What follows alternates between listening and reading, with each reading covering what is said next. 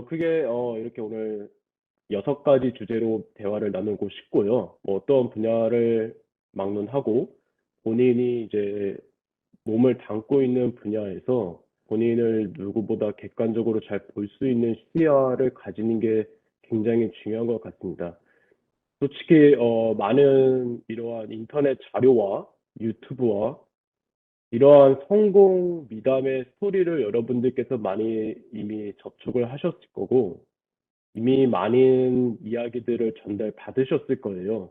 근데 솔직히 그러한 성공의 방법론은 일반화할 수가 없습니다. 그래서 이제 제가 되도록이면은 이러한 경우에는 이러한 경우가 발생하고 저러한 경우에는 저런 경우가 발생한다는 여러 가지의 경우의 수를 좀 전달을 하고 싶고 일단은 첫 번째로 쉽게 한번 이렇게 주제를 잡아봤어요. 저희 한 명 한 명에 직결적으로 영향을 미칠 수 있는 거시적인 지표입니다. 첫 번째, 저출산 누구나 다 알고 계시죠? 2030년부터는 잠재 성장률이 0%가 될 거라는 경제학자분들의 이야기도 있습니다. 고령화 여러분도 잘 아시죠? 2030년에 넘어가면은 25% 이상이 이제 60세 이상 분들께서 대한민국 인구를 차지할 예상입니다. 이게 그것이 왜 중요하냐면은 사회와 세계의 변화 속도가 하루하루 정말 빠르게 변하고 있어요. 여러분들이 더 큰 세상과 더 큰 사회를 보셔야 돼요. 이러한 현상들이 대한민국이 좀 더 급속하게 빨리 진행되고 있는 것 뿐이지, 뭐 저출산이고 뭐 저성장이고 이미 여러 나라에서 지금 동시다발적으로 일어나고 있는 현상입니다. 자, 이런 것을 왜 말했냐면요. 솔직히 여러분들께서 진로가 대부분 두 가지 중에 하나일 거예요. 취업이냐, 학계에 남느냐.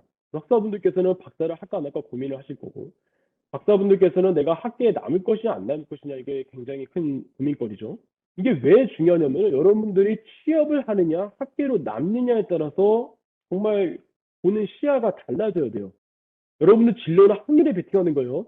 해외 박사가 훨씬 더 많은 기회가 있다는 것은 그냥 당연한 진리입니다. 진리. 특히 경영학에서는. 해외 박사를 한다는 경우는 일단은 actual recognition과 reputation을 얻을 수가 있어요. 왜냐하면 입학하기가 너무 어려워요. 그리고 나서 두 번째가 뭐냐면은 그 대가들이 그 내가 들어가고자 하는 미국에 있는 대학 혹은 해외에 있는 대학의 내 지도 교수가 될 사람이 그냥 뭐 뛰어난 연구자가 아니고 진짜 빅가이예요, 빅가이. 국내에 한정하는 것보다 그냥 세계에 그냥 내 마인드를 오픈을 해놓으면은 기회가 한 개가 아니고 100개인데 100개 여러분들. 또 국내 박사 같은 경우는 입학이 훨씬 있죠. 그래서 이제 국내가 그러면 박사를 하는 이점이 무엇인가를 이제 생각을 해봐야 돼요. 있습니다. 국내 교수님들의 어떤 네트워크가 있을 수가 있어요. 내가 나중에 한국에 들어와서 교수 되고 싶다. 당연히 도움이 되겠죠. 인류의 목표에도 이제 고려를 해볼 때 돼요. 본인은 국내 박사를 하고 있는데 내가 같은 랩실에 있는 사람이라도 심지어 나는 좀 더 연구가 좋은 사람일 수도 있고 나는 좀 가르치는 걸 좋아하는 사람일 수도 있고 나는 좀 산학 그런 스타트업에 관심이 있을 수도 있고 이것에 따라서 모두 다 달라요. 그래서 제가 얘기하고 싶은 거는 연구 중심의 나는 어떤 그런 플레이스먼트를 받고 싶다. 나중에 임명이 되고 싶다. 그러면은 제가 지금 걷고 있는 길처럼 방문연구원이나 해외 포닥이나 아니면 바로 해외 임용을 고려해 보실 수가 있습니다. 그리고 티칭이나 산학에 관심이 있으신 분들께서는 국내 산학 프로젝트를 하시든지 비전의 강사를 반드시 하셔야 됩니다. 개인적인 문제이기 때문에 제가 왜 국내 박사를 선택했는지 여러분한테 말씀을 드릴 수가 없습니다. 다만 제가 이미 선택을 했고 여러분들께서도 지금 여기 방에 계신 분들께서도 이미 선택을 하신 겁니다. 여기가 이제 핵심이겠죠. 어떻게 하면 내가 서바이브를 할 수 있을까? 자, 여러분들 첫 번째입니다. 회의시에 절대 쓰지 마세요. 그리고 영어. 이 경영학에서 영어가 특히 너무나도 중요한 것 같아요. 그러니까 라이팅은 여러분들 진짜 기똥차게 잘 써야 됩니다. 그리고 여러분들 최대한 국제학회에 참여를 하세요. 그 오랄리 발표를 이제 스킬을 반드시 얻으셔야 됩니다. 그리고 이거는 이제 파이낸셜 타임스 50라는 이제 리스트 저널인데 경영에서 인정해주는 전통적인 50개의 저널 리스트가 있어요. 해외 포덕이나 해외 인용을 가지고 싶은 분들께서는 반드시 이 50개 저널 중에 하나를 목표를 잡으신 다음에 반드시 언더 리뷰나 리비전을 받아내셔야 됩니다. 그래서 이제 처음에 말씀드렸던 건데 이러한 스펙이나 이러한 가치적인 성과나 정량적인 평가를 생각하기 전에 본인을 먼저 객관적으로 잘 보셔야 됩니다. 근데 여러분 아셔야 되는 게 처음부터 너무 또 위축되지 말고 내가 정말 파이낸셜 타임스 스크립트를 잘 쓸 수가 있을까? 그러니까 나쁜 의심이 아니고 좋은 의심을 하라는 겁니다. 본인에 대해서. 그리고 이제 이런 것들을 이제 고려하거나 충족을 하기 전에 여러분들 지도 교수님이 박사과정에서는 너무나도 중요해요. 너무나도 중요해요. 일단 제가 이렇게 크게 세 가지로 나눴습니다. 학생을 케어하시는 분들, 그럼 제가 아까 말했지만은 거기 랩실에 들어있는 선배한테 반드시 물어보셔야 돼요.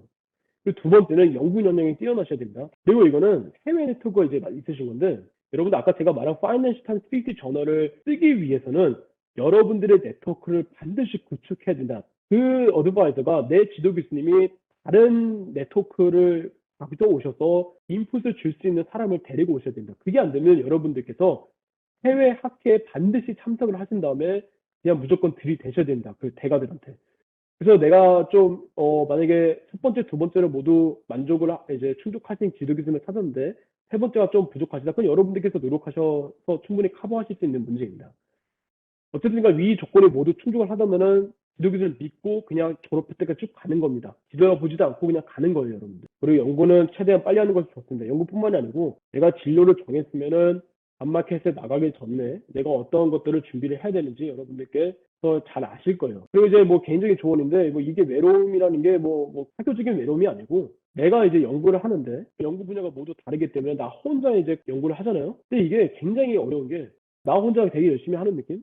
그리고 이제 제가 어떻게 이걸 극복했느냐, 벤치마킹 한 사람을 이제 밖에서 찾았어요. 이제 해외 이제 박사 학생들 시비를 막 모았고, 그리고 이제 막 카이스트 친구들을 사귀고 얘네들처럼 난 되겠다.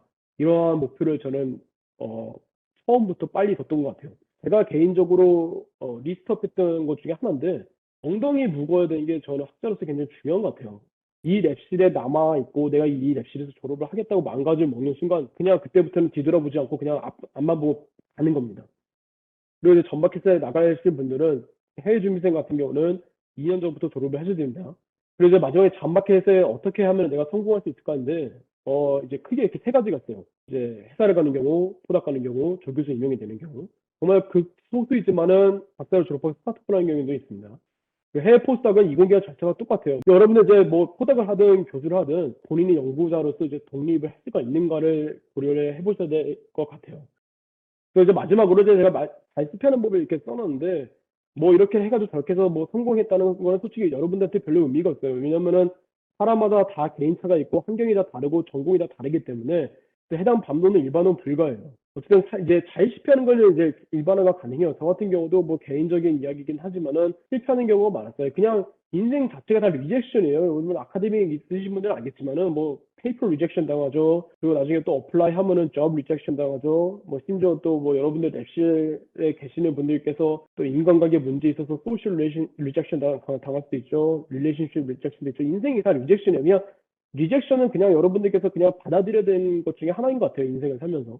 운치 기사는 알죠. 그냥 노력은 뭐 30% 나머지 운은 70%다는 건데 여러분들 이걸 생각하셔야 돼요. 운을 먼저 만들기 전에 여러분들 노력이 먼저 가해져야 된다는 거. 인풋이 없으면은 운도 없고 아웃풋은 나올 수가 없습니다. 이거는 제가 굉장히 좋아하는 문구인데 이제 그레이시라는 이러한 경향이 있어요.